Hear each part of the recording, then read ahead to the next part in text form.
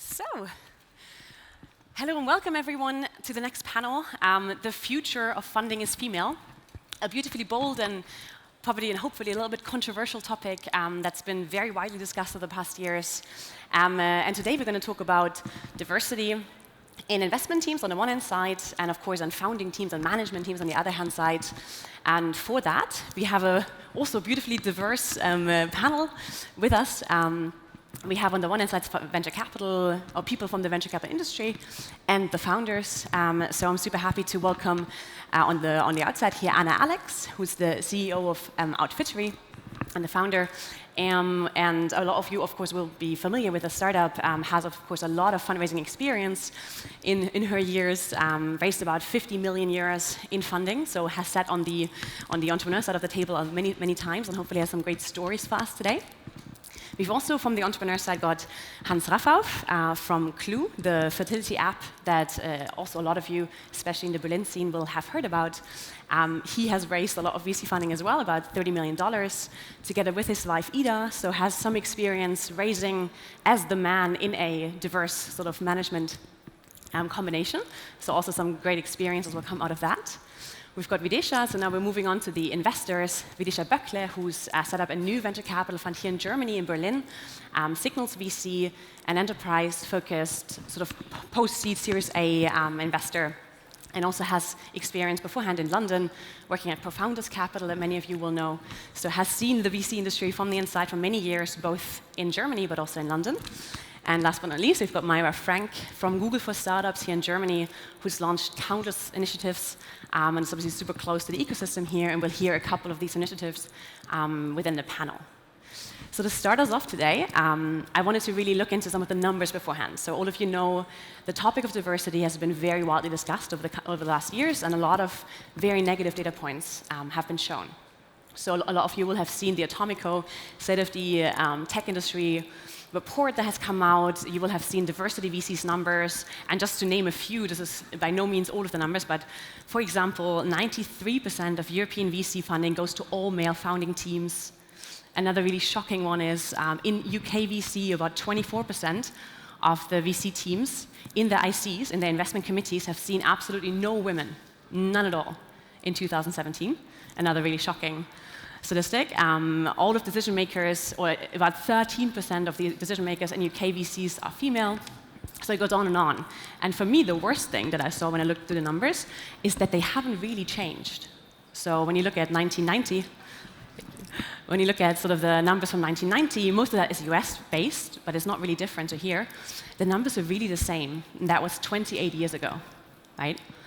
But then in the prep for this panel, we were discussing this, and Videesha actually pointed me to an article that was from March 2019, so very recently, a survey from the IFC that was conducted about diversity both on the VC side and on the founding team side, which have found, and there's actual numbers, a survey that's actually come out this year, that about the founding teams, that VC partner teams that are diverse are about 20, or perform about 20% better than the homogeneous counterparts. And on the management teams, the diverse management teams perform about 25% better than non-diverse management teams. So there's actual numbers behind this, which I really wasn't aware of, and I think that's where we should go in and start and talk about why does this topic matter to you right now. Videesha, you got me to this article, so let's start with you. So I kind of started my venture career in 2012, and I was really lucky because there were some role models already in the industry.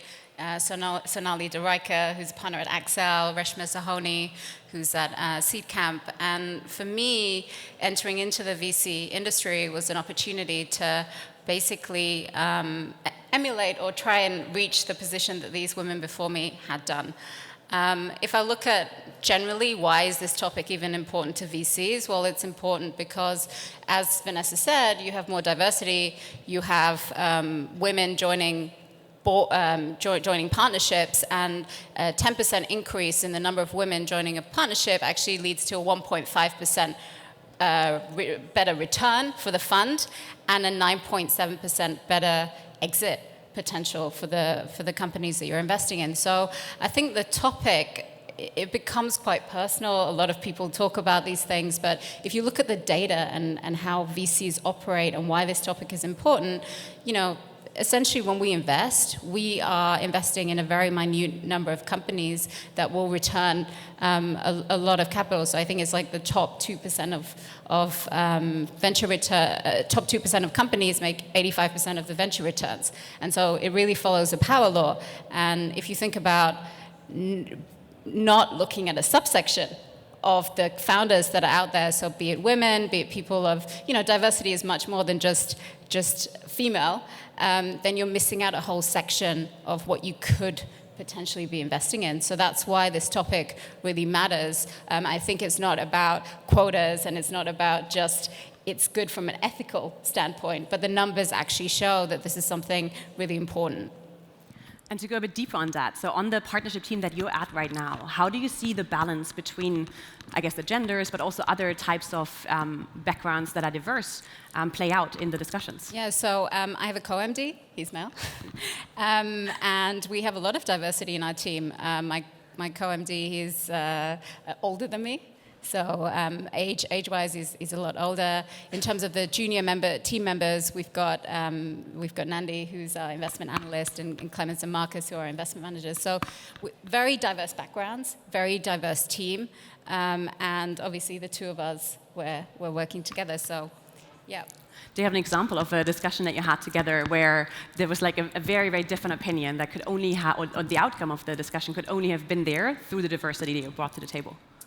I think every day when we go into work and we look at investments, the best investments are where there's not consensus, where actually you have a lot of debate and opinions about a certain investment. But actually, where there is even more value, and this was shown in the HBS article, is that the diversity of opinion in the way that the company goes forward, i.e. the strategy that these companies have, is what leads to better returns. So it's not necessarily in the investment decision, it's more around what happens going forward. And I think that's something that people neglect, the diversity of opinion. Yes, future funding may be female, but it might be many other aspects. That is something really important. Absolutely. And going more towards the management side and away from just the partnership discussions. So both of you obviously sit in very diverse management teams. On the gender side, probably also on other aspects of diversity. So how is that sort of played out within your day-to-day decision making within the management team? So for our Outfittery, we do have quite a good female quote. We do have 60%, so 60% on the board, 50% on the management team, and 50-50 actually throughout the whole company. So we're very proud of that. For us, it always came a little natural because Julia and I are women. So a lot of strong women applied because then we found out like they want to work for other women because they just know they don't have this glass ceiling, which they see it facing at some point. So it wasn't hard challenge actually for us to get that. I actually love the discussions and so on. But I always think there's one point that is a little bit neglected because there are all these great numbers on diversity and diverse teams are performing better and so on and so forth. And then still reality shows different. And then you're asking also, why is that so? And why isn't, because it sounds just to be rational to have diverse teams, making better decisions, having better performing companies. And I was happy a few months ago to actually find as well a scientific reason why reality is still different. And this is that diversity is exhausting. It is a lot of effort to go into these discussions in diverse teams. If you do have a team of people who have exactly the same background, studied same universities, kind of having, in German you say Stallgeruch, right? So having really a similar career to this point in time, you can often communicate without a lot of words. And then suddenly, if you have someone there who is completely different and really diverse, you need to discuss, you need to argue, it can be really more effort along the way, and it can be exhausting. But still, it's worth it in the end, as the results are showing. But I think this is an interesting point. So it's not because mainly male teams out there are somehow evil or silly or whatever, that they are not doing them. Maybe it's because it is effort to have diverse teams and to work with them. Absolutely. And that actually brings us beautifully into the next block that we wanted to talk about. What are the reasons behind the fact that despite there being evidence that you can point to, that the performance is better, still there hasn't really been change. As we've seen earlier, in the last 28 years, almost no change. So what did some of the others think about the reasons behind that, the roadblocks that are still in place that really prevent us from that? So I think one point is unconsciousness in general, which is a whole world problem, that we don't see what we don't see. And it's to Anna's point that diversity is tough, but it's also because choosing others takes you to be aware that other opinions exist and the patience to listen. I think the reason why it doesn't change is, I think it is changing, first of all. I think in the last couple of years since we've been out fundraising, things have changed quite a bit. We see that all of our VCs have added female partners in the last 2 years. Two of them even added 2 female partners in the past 2 years. So there is change now, and I think we're going to come to a point where not having female partners is going to be embarrassing from a look perspective. It just looks bad. But it also goes back to the rational thing. You're losing out on opportunities if you don't have female partners, because A, you won't attract interesting companies, because again it looks bad, but also you won't get that unique perspective in that. If you have companies like ours where you have a unique perspective, maybe as women, and we in Clue have a unique perspective, having a product for women, if you don't have that consciousness, you won't invest in these companies, and then you lose out. And I think that's going to be a big topic. So my point is, it is changing. It's changing slowly, and the reason I sit here, by the way, I was coming in here, and on my way in, 2 people stopped me and asked, "Why are you here and not Ida?" And I'm like, she's always on stage, so may I also be sometimes on stage? Number one. Number two, she's not talking on female founder issues because she doesn't perceive herself as a sort of female founder. She perceives as a founder who happened to be female. And I see it now as my role to sort of point to these problems. And I also have a standing as a man to really point at other men and say, hey, you're missing out here, and you're not actually looking at it. And it's much easier for me to do that than for her. Thank you. Absolutely, and we'll get to some of the experiences that you've had in your own fundraise a bit later on, but let's focus on the roadblocks for a bit longer. Yeah, and I mean, from our perspective, change is happening, and we see that in the data. We recently launched the Female Founders Monitor, which you can actually pick up a copy either here in the room after that or at the booth, the Google booth. But what we see is that it's happening slowly. What is comforting, though, is that I feel like, at least for NOAH, like the changes in this room right now, right? Like that's all those. I feel like all the women at NOAH are in this room, which might be a bit sad also, but also really encouraging, because we are here and we are growing, and female representation is growing, and that's also why we, for example, decided to be part of it, because we feel that we want to be part of that change and also, enable, to bring more, female on the stage. But why is it happening so slowly? I think, a lot of evidence can also be found in the data, looking at, different, the differences between male and female founders, when it comes to age, when it comes to education, when it comes to the work-life responsibility that still sits, a lot of that still sits with women. And it also happens that the average founding age in Germany is like in the early 30s. We know where you think about starting, a family and all that. So I feel like some of, Anna can probably tell you more about that. But I think all those factors weigh into the change that the system is not really made, for all of those female founders, and I think that's something where we have to start and look at the system holistically, which means yes, support more female founders, definitely, but then also support, the ecosystem throughout by having more female investors on the other side of the table. Fair enough.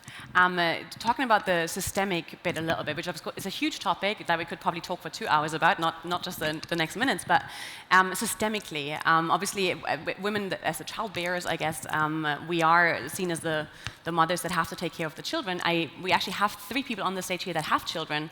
Videesha, I think you were in your 2nd or 3rd week or something after maternity leave, so thanks very much for being here today with us. So as parents, from both the male and the female perspective, how do you feel that responsibility of being the child bearer impacts? So I think that, being a VC also involves a lot of travel. It involves going out to our portfolio companies. It involves, I would say, relatively long hours in the office. And I think one of the things that I really thought about very hard, actually, before I came back, because I actually only took 3 months off, was, do I even want to go back? That was something that was really important. And then I created an ecosystem and a support system around me that would enable me to go back into the workforce. And I think not every person is able to have the same options that I had. And I think that has enabled me to not to put 100% into the work that I do, and it's obviously a little bit of a sacrifice as well. But I love what I do, and I think I shouldn't have to choose. So absolutely. Hans, as a working dad, I guess, how did you and Ida deal with that? Yeah, we had, our son was 1.5 when we started the company, and we had a daughter along the way.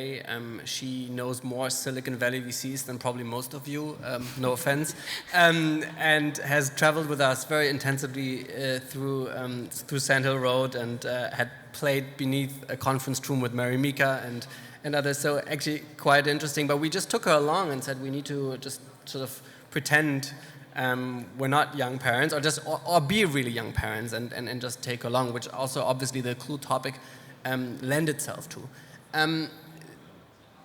But it's tough. I think the reality is there is a daily choice between working and looking after your children for every parent, not only startup parents, and saying goodbye to your children even morning in the kindergarten is not easy. And I think acknowledging that and dealing with it sort of very full on, and just taking it as a topic for discussion, also in discussion with your board and with your rest of the team. We have a clue now, we have a policy that if a mother leaves in the afternoon, she can stand up and shout loudly into the room, I'm leaving, it's 4 p.m., I'm picking up my children. And that's a little thing that makes it easier for people than not to have a bad conscience to leave in the afternoon, to go home and look after kids. And Ida and I, we have a bad conscience every single day. I had a bad conscience today coming to the conference, leaving early, but I also have a bad conscience every day when I go home and not keep working. And I think we just need to sort of work towards that. And then talk to the kids openly about this being sort of, our kids are very aware of what we're doing. Our son was able to pitch Clue at age 3, and he was said, yeah, my parents do a pregnancy app for women to get pregnant. And so it's also about integrating them and making office a fun place for them to hang out, which they sometimes visit. And so, I mean, you're obviously like the perfect example for that. In your industry, in your company, it would really interest me to know: are there other working dads that are so openly picking up their children early on, or is that something that you see more with the women? Still me? Yeah.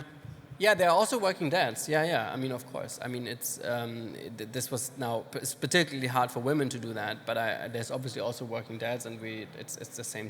Yeah. I mean, and it's interesting. I think we attract a lot of women who want to see Clue as a very good place to have children, which is then also tricky. It's like, okay, then they come and then they get pregnant. We've had this quite a few times. And so it's really this balance of like we need to be a high-performing culture, and we also want to be very inclusive. And there's no easy solution to it. There's the best answer that I can give is open conversation about these topics, and just sort of putting them out and discussing the conflict and putting it out in the open. Fair. So to answer your question, what the roadblocks are actually, I want to tell you a story. Just a few days ago, a very trusted friend of me who is currently founding a new company, and he's looking for a co-founder. And he talked to a woman who is super qualified for this co-founder role. And he asked me, like, very in private, kind of, okay, but she's in her 30s. Can I take her on as a co-founder now? Will she have children in the next years? And I mean, so he was very actually ashamed to even ask it, but I was super happy that he asked me that openly. And my answer to that was, look at her husband. So look who the man at her side is, because this will be a very, very important factor how they will deal if they have a baby. And I think it's, of course, people in their 30s do have kids, and that is a good thing, right? And I think it's still, it's very much really up to the man to take on the responsibility and really share the care for the kids 50-50. Because in the moment that they would share 50-50, we wouldn't have this issue. It wouldn't come to like the interviewer's mind in a job interview, like, oh, okay, where is she in life? Will she have like children as soon as she starts working, and so on and so forth. In the moment it is 50-50, and I think Scandinavia, Denmark, Sweden as well, like, is a great example again for that. Then we wouldn't have these thoughts. And then you ask, okay, why men aren't doing that? It's not because they don't want, because I actually think it is they very much benefit from taking care of small children as well. And in many cases, it's just a rational decision. So in the moment the woman gets pregnant, they sit down and calculate what's left at the end of the month, and since men still earn more, so gender pay gap, right, then leads the woman exactly to being the caring part of the couple, and men continue working. So that's why I think this topic is so important. And then the second topic, which is still like not really common in our society, is to be a part-time leadership role. Be a part-time leader. And I do actually think that part-time leaders can be the better leaders, because they need to be super clear about the target. They need to hire a great team which is running as well when they are not in the office, and be super strict in what they want from them. So but this is still so not seen actually in our economy. So I think these are like two things that we can really actively work on. So employ part-time leaders and really like give the man, make it culturally as well in your company, make it culturally okay for the man to really go out for 6 months after the baby was born to take care of it. Absolutely. That's actually a really interesting point. Do you actually do that in your role? Like, do you have times that you cut off, that you have just children time, and where you can't be called, where you can't be emailed? Yeah, so for me, it's actually, and I'm very proud of that. My husband just took on this part-time leadership role in the company. So, and yeah, I'm super happy that he's supporting me. So that's definitely something very actionable, also for all the founders in the room to think about. I want to now go. We've now talked about a couple of the problems. Obviously, there's many more systemic challenges, but we want to talk a bit more about the positive things that are happening in the industry already, that we can see that potentially or hopefully have a positive impact. Right before that, there was one really interesting question, though, that we were all thinking about in the preparation of this panel, which is, what actually has the most impact in changing something? What comes first? Is it the female investors that have to be there more? Is it the female entrepreneurs that have to come more or have to be there? Or is it the female LPs? So the chicken and egg problem. And since we have three things we called the chicken, the egg, and the rooster problem, not talking about the fact that the rooster is actually male, that's completely a side issue, but so what is it for you guys? Do we need first more female LPs, more first female investors, or more female founders? I mean, I guess it's a bit of everything, ideally. I think it really depends on what your role is and what it is that you personally can influence the most, I guess. So we as Google, we are corporate, so we have a very different role to a VC investor or a startup founder. So we have to be very conscious about our role and also be very conscious about the things that we can actually change and can influence. So from our perspective, what we try to do is, create more awareness by, showing up here, having panels, doing the research, sharing the data, so that you have actually a foundation and know what you're actually talking about, and also know what are the challenges and what are opportunities also to change this, both from the corporate side, from the startup side, from the founder side, or from like kind of the systemic side as well. Number two is like, what can we do to actually drive change? And we try to create programs that do that. So today we actually have 10 female founders here from our current Startup Advisors program, which is a mentorship program. Some of them are here, and you might have seen them on pitching actually on stage, so on the Launchpad stage, which was really important to us, to really show up with kind of the full female force at this festival as well, because now our 10 female founders represent 50% of the female actually presenting for you, on the stage. biggest impact has female founders first. So that's like female founders, so you're like enabling. So we're an enabler, and Sure. we try to play that role. Should we quickly go through the rest of you? Who is it first? Female founders, female LPs, female investors? So actually, Signal's Venture Capital, we have an association with Signal Iduna, which is one of Germany's largest insurers. And to answer that question, I think it's important to say, who are the people that do the hiring? who are the people that give women the opportunity to get into those positions, be it as an investor, or I'm talking about on the investor side. So when I joined Signals, I was, 33 years old and was just about to get married. I got married a month after I joined. And, I think that it's a lot around who are the people that are making those decisions and enabling. Absolutely. For me, it's clearly the partnerships need to add women into their partners and need to do a job there because they pick the companies, so they pick the founders, so it's their job, and the LPs are not picking the founders, they're just picking the funds by performance, so they largely don't care about who's taking these picks as long as they sort of deliver good returns. Yeah. I agree with Hans. I do think, though, that the LPs can have a say in that and can really, expect to have a female quota on the partnerships of the fund that they are investing in, and then we would be a big step further. Totally agree, actually. The interesting point on that, from a fundraising perspective, actually about 65% of LPs say that diversity in partnerships is very, very important to them. But only 25% of them actually have a question or a question within their due dil or have a tick box basically for that. So there's so much more that can be done on the LP side as well. So I'm not sure if there's any LPs in the room here today, but that's definitely a very, very actionable thing and a big power that many LPs don't even realize they have. From a fundraising perspective, at the moment, actually there are a lot more female LPs than you would expect people in partnership teams. So there's actually a lot of women within larger institutions that have the ability and the power to do so. So there's a big hope on our end that will change. But yeah, so that brings us to the next point of the initiatives that you've seen that have really brought value or that you feel like in the future could. I'm not sure you want to, Videesha, do you want to go first or? Well, So a few weeks ago, I saw the launch of Included VC, which is a really interesting fellowship program.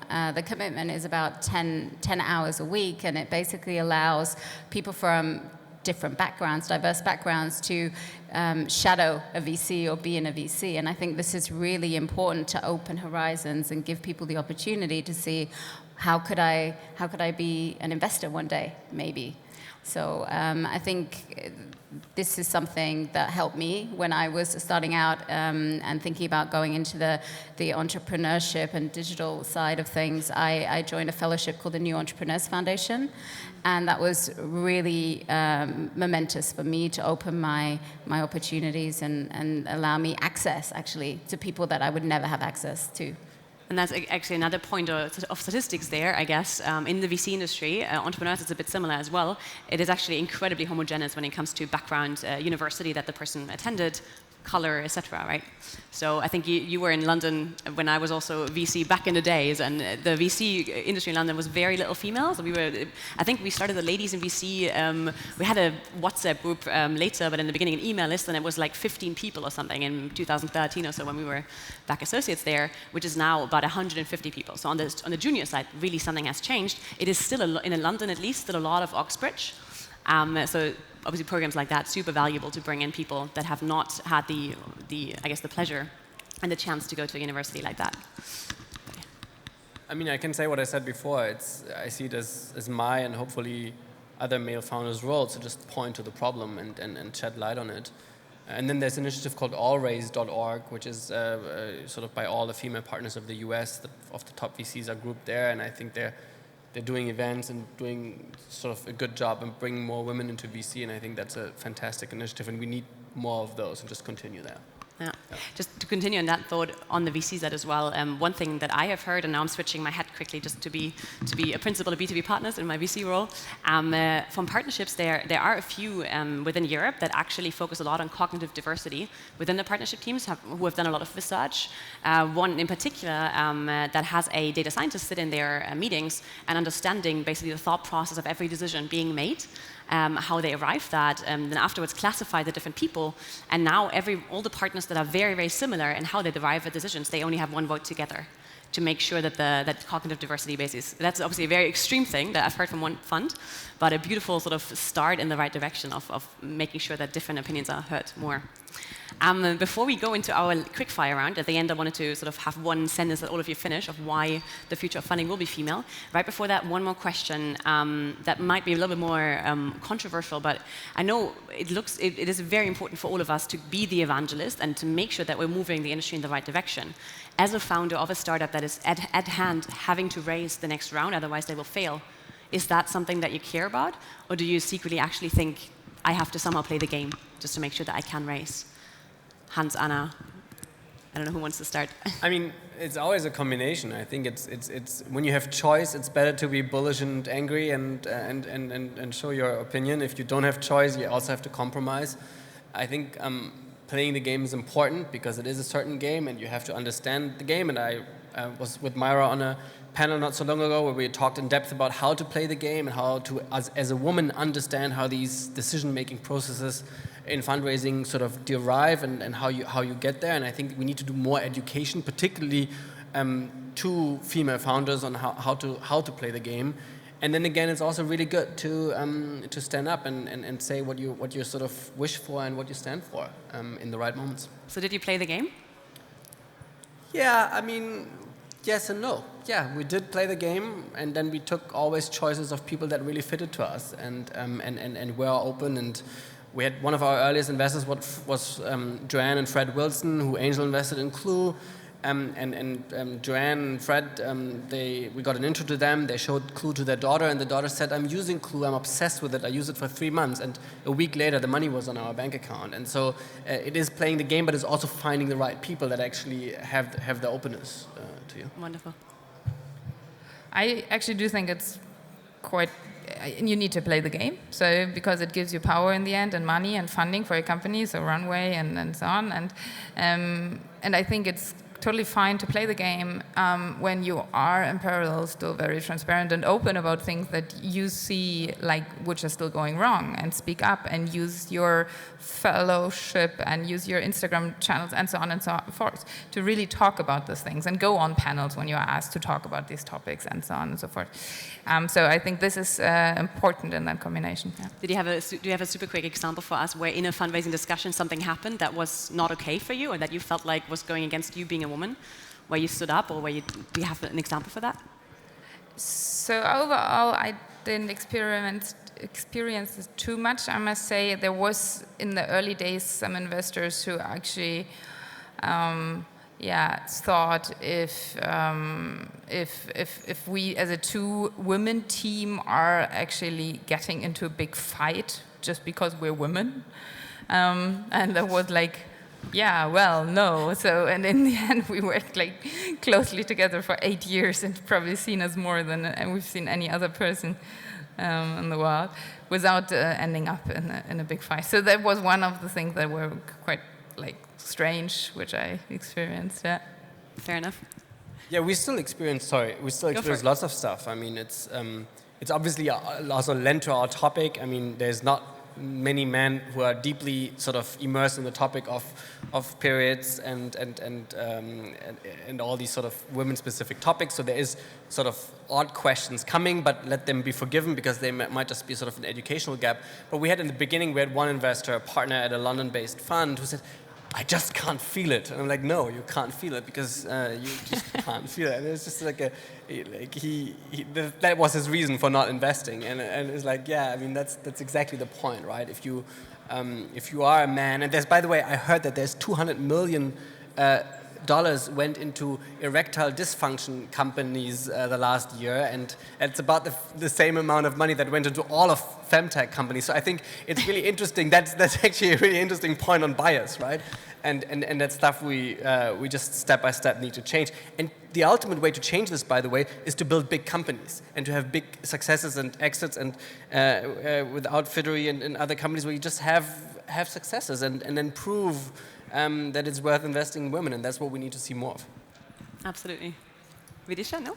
Maybe one thing to add. So in many conversations that we have with female founders, actually, and founders in general, is that, especially women feel that they are women, and that's why they also have to be the evangelists, right? Like they're struggling because they're like, should I stand up? Should I stand up for me being a woman? Am I representing, to Ida's point, am I representing a female founder, or am I representing a founder who's just trying to, play the game and play it strategically and play it nicely? And I think, again, it's a really hard fight to fight, if you're kind of wearing both of those hats. So from a corporate perspective, again, as Google, we also, it's all our responsibility, and we firmly believe, we are all playing a part in that, so we all have to, drive that change. And, when coming from NOAH, for example, we were a bit hesitant because we also know about history and the, kind of weak female representation, which is obvious, but then on the other hand, we have that power, and we have, as a big company, to take a stand and to really drive that change and take a position as well. So I think it's like, it shouldn't be only on the shoulders of founders, to take a stand and evangelize in that perspective.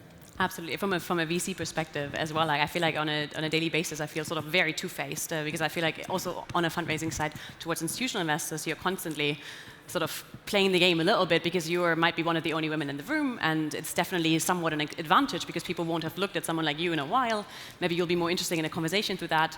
At the same time, me 2 years ago would have probably said, like, I definitely do not want to be known as a female VC. I'm a VC. It doesn't really matter what, So from that perspective, I think I've just with the experience of having to be in that position of talking to investors, you do have to play the game a little bit, and it's kind of sad on the one hand side. On the other hand side, we're going to just freaking use it and create what Hans just said, and hopefully that in the end will make the positive change.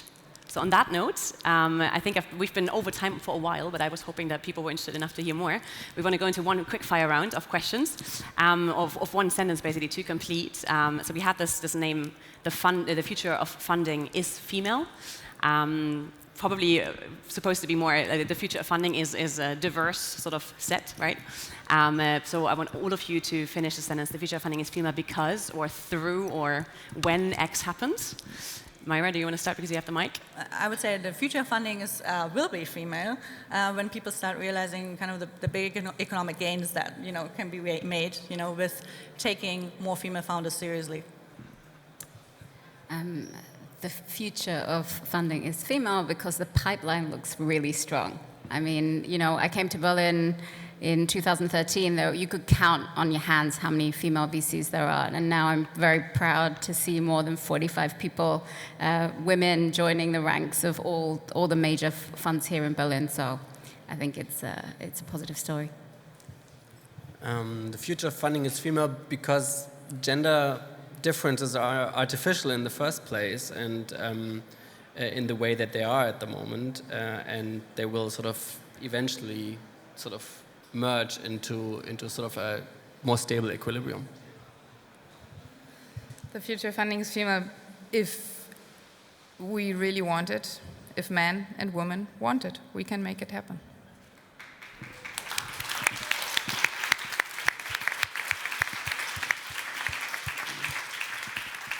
Wonderful. Well, with so many men and women in the room today, I hope there were a couple of actionable points in there. I especially liked the idea on the leadership being possible to do it basically on a part-time basis. That's something I hadn't heard before. But yeah, many things have to be changing, are already in progress. Again, I was very against a lot of events happening around the topic where a lot of talk is happening, but not really many actions. I've really come full circle, and nowadays believe that every single conversation that's being had about the topic is driving us in the right direction. So I think every one of us just has to talk about it more, has to think about it more, question every choice that could be biased in any way, shape, or form as a founder, as an investor. So from that perspective, yeah, we're looking positive in the future. Thank you so much for sharing your experiences. Please do more of that, especially Hans. Please do more of the telling the male perspective. Thank you very much, and see you soon. Thank you very much.